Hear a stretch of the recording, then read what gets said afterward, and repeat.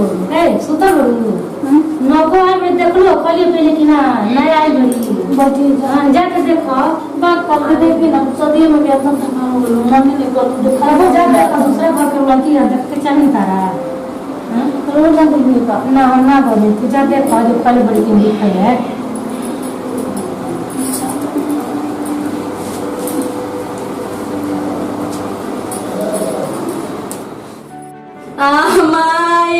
माई कैसन घर में लिया के बियाह कर दिल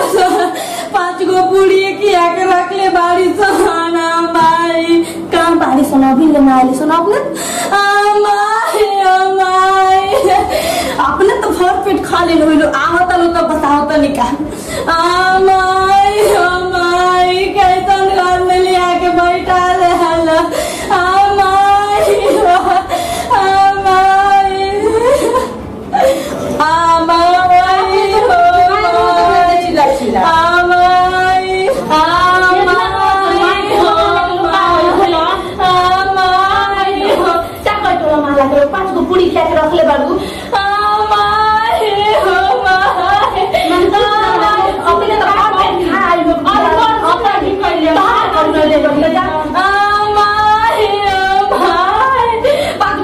रखले बाबू रखले बाबू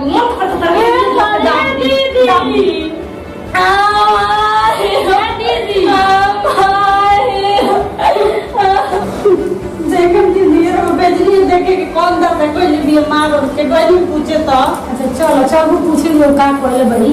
चल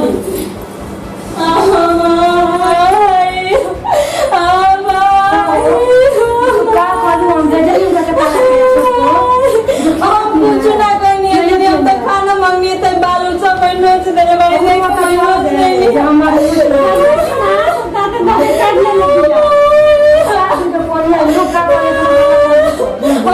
खाना मांगी तो मार ली हम थोड़े के कुछ कहनी है हम क्या ना कुछ कह देनी शिकायत न पड़ी है तो बोलो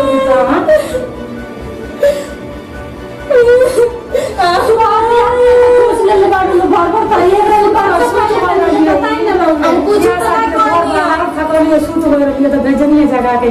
तो काम वाली है तो खाना मांगी है तो मार दे लिया देखे मैं सब नोच नाच दे ले बैठ गया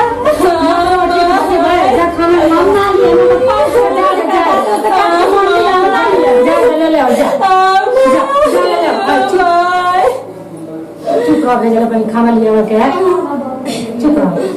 ठीक बा तो बैठाओ खाना लेके आओ तरी हम जाता है ठीक बजाओ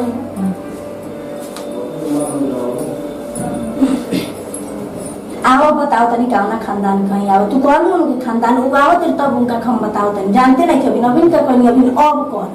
उनका जानते नहीं कि हमरा के कौना खानदान के बानी सब कहाँ चल गइल बाड़ी सन अरे काय होता रुगो मेहदारू रे काय होता रुगो रोइना हमर सास मर गई का कि हम रोई हट रहो में बारी रहो हो जाए बारी नटू मोटा को खाना मांगनी है तो मार लिया हां भौजाई तोरा के मार ली हो हां खाना मांगनी है तो खाना ना देली हो सब ना हमरा अच्छा चल मांगला चल भौजी लगे चल तन तो चल चल चल चल का भौजी आ गल मेरे के गुलाम आ गल्ला आगे से ताइले बड़े पीछे से मेरा रूप लेके आई बड़े नया मेहरारू के ही बताओ तू खाना खाती मोहल्ला बारू या सब खाती मम्मी यहां इतार मेरे को चुन ले सब दाते तो काट के भर देले बिया हां भला तो नया आई बिया तो ओकरा के खाना खाती मोलू तो का करी ये थी चुराले त ये फाइट बजी पहना के सियान कर उ दिन में भुला गेले पर मेहरारू को पीठ पीछे लड़े अच्छा तुमको लाज ना अच्छा 5 गोली पहना के से ज्ञान बोलू तो हम तो एकरा तारा लइकरो के खिलावत नहीं तो एक मतलब मेहरारू मारे हमके ना तो तू कुछ कहले हो तो मुभान दिए ले हम लोग ये रोवत रहिया है को के नहीं है छोड़ के आई बिया के घर में तरुआ के का चुप करा कोई नहीं गांव जवान के लोग का कोई चिल्ला रोड रहते तो ओ जेल में पकड़ हमके मारे लगल सी गया अब तो कहते हैं सुगर पूरी दे लगा मम्मी तारा के खाना मांग लिए तो मार लिए तो अब बताइबू पूछे मेहरारू के गुलाम भइल बड़े एक दिन मेहरारू के ना आई ठीक है हम मेहरारू के गुलाम बने नहीं तो भैया से कह दियो कि आज से आलगा उड़ी खाना बने ठीक है हां हम अलगे बना मुर्गी लोग के बना भुला गइल हम नहीं करब चलो